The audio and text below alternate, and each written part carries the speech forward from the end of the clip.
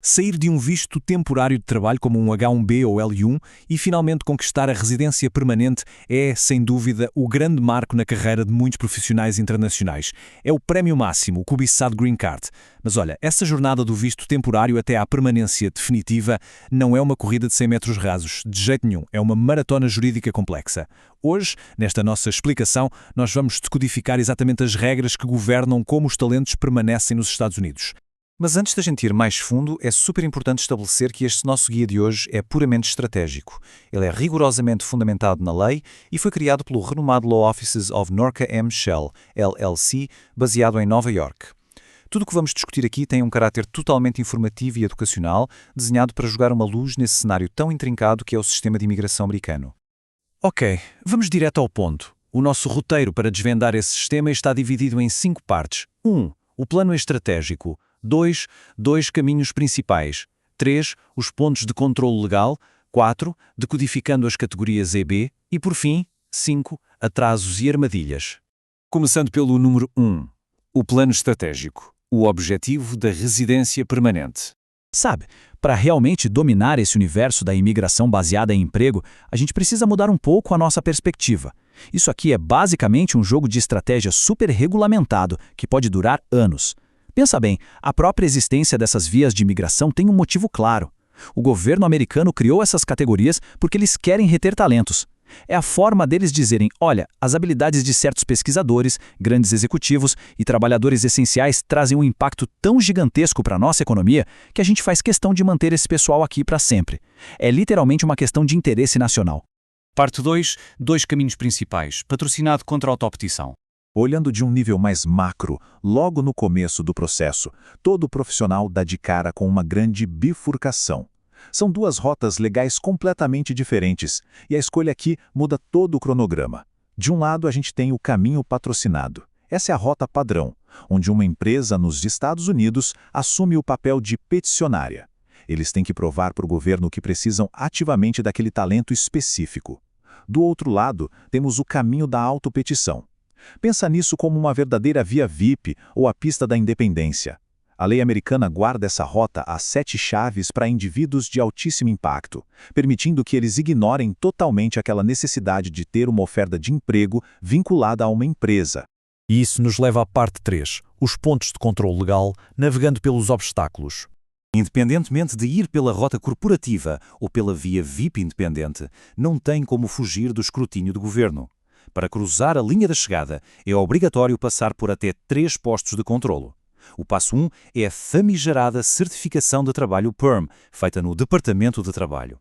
Isso é, na prática, um teste pesadíssimo de recrutamento para provar por A mais B que não existe nenhum trabalhador americano qualificado e disponível para assumir aquela vaga. Sobrevivendo a isso, passamos ao passo 2, o formulário I-140 no USCIS, provando que o candidato tem as qualificações exigidas. E, por fim, o passo 3, que envolve o Departamento de Estado e a infame espera no boletim de vistos. Mesmo com tudo aprovado, é preciso aguardar a liberação de um visto estatutário para seguir em frente. 4. Decodificando a sopa de letrinhas EB1, EB2 e EB3. A clássica sopa de letrinhas. Agora que a gente entende os obstáculos, precisamos olhar para a estrutura em si. A lei americana de imigração tem uma hierarquia bem rígida. Lá no topo absoluto, a joia da coroa, está a categoria EB1, focada em trabalhadores prioritários. A subcategoria EB1A, por exemplo, é para a habilidade extraordinária. A gente está falando de um padrão estratosférico, reservado para aquele 1% que chegou ao topo absoluto das suas áreas. E o benefício de ouro aqui? Quem se qualifica pula totalmente aquela fase cansativa e demorada da certificação de trabalho PERM que eu acabei de mencionar. Isso ilustra brilhantemente como o sistema permite atalhos estratégicos incríveis. Pense no seguinte, e se o profissional tem um diploma avançado, mas talvez não se enquadre naquele 1% rigoroso do EB1? É aí que entra a isenção de interesse nacional, o famoso NUW, dentro da categoria EB2. Usando um precedente jurídico conhecido como Matter of Danassar, o governo pode simplesmente abrir mão de exigir uma oferta de emprego e o processo superme. Se der para provar que o trabalho da pessoa tem mérito substancial e importância nacional, bingo, cria-se um atalho estratégico inestimável. Descendo um degrau, chegamos à categoria EB3. Essa é uma classe muito mais ampla e comum. Ela abraça desde trabalhadores qualificados e profissionais com o equivalente a um bacharelado americano, até outros trabalhadores para ocupações com menos exigências. Mas prestem muita atenção ao detalhe crucial aqui. Todas as subcategorias do EB3 exigem, sem exceção, o desgastante teste do PERM e uma oferta concreta de emprego. É uma categoria muito mais acessível, sem dúvida, mas é justamente ela que carrega o peso das filas de espera mais longas do sistema.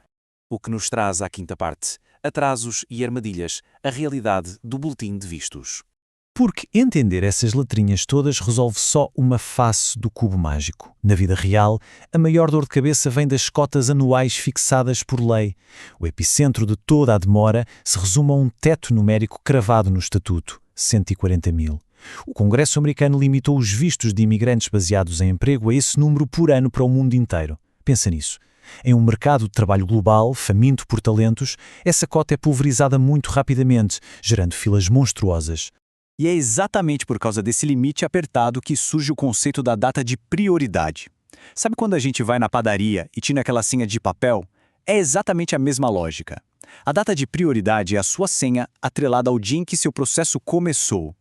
O problema é que, mesmo com a papelada toda aprovada, o profissional é forçado a sentar e esperar até que o painel mostre que aquele número exato chegou na vez de ser processado.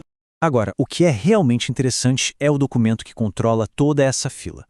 Esse aqui é o famoso Boletim de Vistos do Departamento de Estado, no caso mostrando a projeção para abril de 2026. É esse boletim mensal que declara oficialmente as datas vigentes, anunciando quais senhas estão finalmente autorizadas a dar o último passo em direção ao Green Card. Vamos olhar para esses dados mais de perto.